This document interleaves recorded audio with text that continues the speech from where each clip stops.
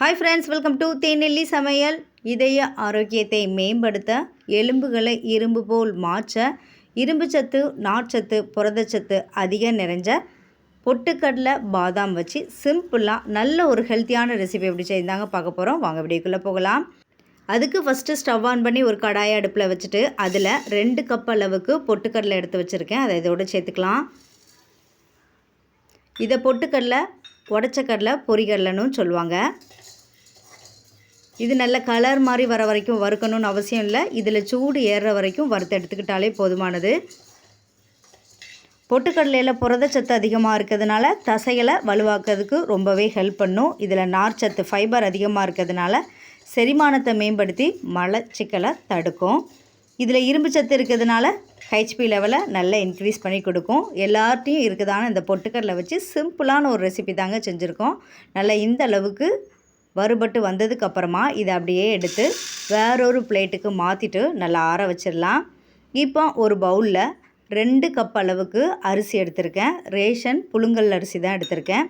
உங்களுக்கு எந்த அரிசி விருப்பமோ அதை எடுத்துக்கோங்க. நார்மலாக சாப்பாட்டுக்கு யூஸ் பண்ணுற எந்த அரிசினாலும் நீங்கள் யூஸ் பண்ணிக்கலாம். இதை அப்படியே லைட்டாக கழுவிட்டு ஒரு காட்டன் துணியில் ஃபேனில் ஒரு 5 நிமிஷம் விரித்து வச்சாலே நல்லா காஞ்சி வந்துடும். அதுக்கப்புறமா கடாயில் சேர்த்து நல்லா வறுத்து எடுத்துக்கலாம். அரிசி பொரியிற வரைக்கும் வறுக்கணும்னு அவசியம் இல்லை. கொஞ்சம் கலர் மாதிரி நல்ல மொறுமொறுப்பு ஆகிற வரைக்கும் நம்ம வறுத்து எடுத்துக்கலாம். அரிசி வேண்டான்னு நினைக்கிறவங்க அரிசிக்கு பதிலாக மாப்பிள்ளை சம்பா அரிசி, சிகப்பு அரிசி, அப்படி இல்லைன்னா கவுனி அரிசி யூஸ் பண்ணிக்கலாம்.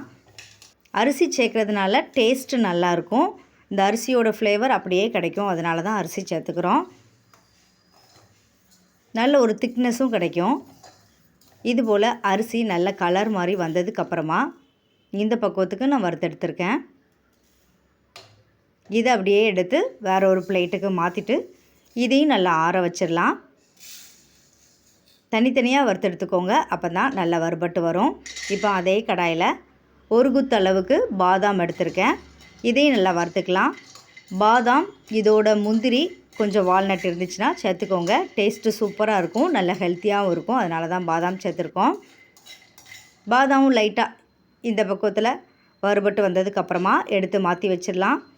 இப்போ வறுத்து வச்சுருக்க அரிசியை மிக்ஸி ஜாரில் சேர்த்துட்டு இது கூடவே நல்ல ஒரு வாசனைக்காக ஒரு 4 to 5 ஏலக்காய் போல் சேர்த்து நல்ல பவுடராக அரைச்சி எடுத்துருங்க. எந்த அளவுக்கு பவுடராக அரைக்க முடியுமோ அந்த அளவுக்கு அரைச்சிக்கலாம். நல்லா இந்த பக்குவத்தில் அரைச்சிக்கோங்க. அரிசியை நல்லா மாவாக அரைச்சிடணும், அப்போ தான் டேஸ்ட்டு நல்லாயிருக்கும். இந்த பக்குவத்தில் அரைப்பட்டு வந்ததுக்கப்புறமா இதை அப்படியே எடுத்து வேறொரு பிளேட்டுக்கு நம்ம மாற்றி எடுத்து வச்சுக்கலாம்.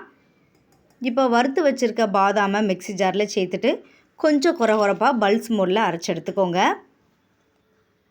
இது மாதிரி அரைச்சதுக்கப்புறமா வறுத்து வச்சுருக்க பொட்டுக்கடலையை இதோடு சேர்த்து நல்ல பவுடராக அரைச்சி எடுத்துக்கலாம்.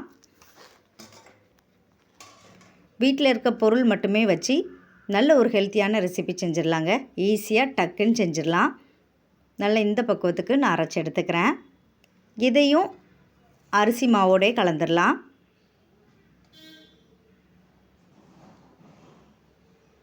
பொட்டுக்கடலைக்கு பதிலாக இதோட கொஞ்சம் வேர்க்கடலை சேர்த்தும் செய்யலாம். உங்களுக்கு விருப்பமான ட்ரை நட்ஸ் எல்லாமே சேர்த்துக்கலாம். ஸ்கூல் ஸ்நாக்ஸ் பாக்ஸுக்கு கொடுத்துடலாம். ஏதாவது சாப்பிடணும்னு நினைக்கும் போது இது ரொம்பவே ஹெல்ப்ஃபுல்லாக இருக்கும். இப்போ ஒரு பாத்திரத்தில் வெல்லம் ஒரு 1.25 கப் அளவுக்கு வெல்லம் எடுத்து வச்சுருக்கேன். அதை இதோடு சேர்த்துக்கலாம். கூடவே 1.25 கப் அளவுக்கு தண்ணி சேர்த்து நல்லா கொதிக்க வச்சு எடுத்து வச்சுக்கலாம். பாகு பதம் செக் பண்ணணும்னு அவசியம் இல்லை. நல்லா கொதித்து வந்தாலே போதும். வெல்லம் கரைஞ்சி நல்லா கொதித்து வரணும், அது வரைக்கும் நம்ம கொதிக்க வச்சு எடுத்துக்கலாம். வெல்லத்துக்கு பதிலாக நாட்டு சக்கரை, கருப்பட்டி, எது உங்களுக்கு விருப்பமோ அதை சேர்த்துக்கோங்க. உங்கள் டேஸ்ட்டுக்கு தகுந்த மாதிரி இனிப்பை கூட்டியோ குறைச்சியோ சேர்த்துக்கோங்க. நான் எடுத்த இனிப்பு நார்மலாக இருக்கும், அந்த ஸ்டேஜில் இருக்கும். நல்லா இது போல் கொதித்து வந்ததுக்கப்புறமா எடுத்து மாற்றி வச்சிடலாம். இப்போ ஒரு கடாயில் ஒரு டேபிள் ஸ்பூன் அளவுக்கு தேங்காய் எண்ணெய் சேர்த்துட்டு கொஞ்சமாக தேங்காய் சேர்த்து தேங்காயில் உள்ள ஈரப்பதம் போகும் வரைக்கும் நல்லா ட்ரை ஆகணும், அது வரைக்கும் நல்லா வறுத்துக்கோங்க. அப்போ தான் சீக்கிரமாக கெட்டு போகாது. இதை 10 நாள் வெளியே வச்சு யூஸ் பண்ணலாம், கெட்டுலாம் போகாது. நல்ல உதிரியாக லைட்டாக கலர் மாதிரி வர வரைக்கும் தேங்காவை வறுத்துக்கோங்க. தேங்காய் வந்து ஆப்ஷனல் தான், சேர்க்கும்போது டேஸ்ட்டு நல்லாயிருக்கும், உடம்புக்கும் ரொம்ப நல்லது, அதனால் சேர்த்துருக்கேன். இப்போ ரெடி பண்ணி வச்சுருக்க மாவை இதோட கலந்துடலாம்.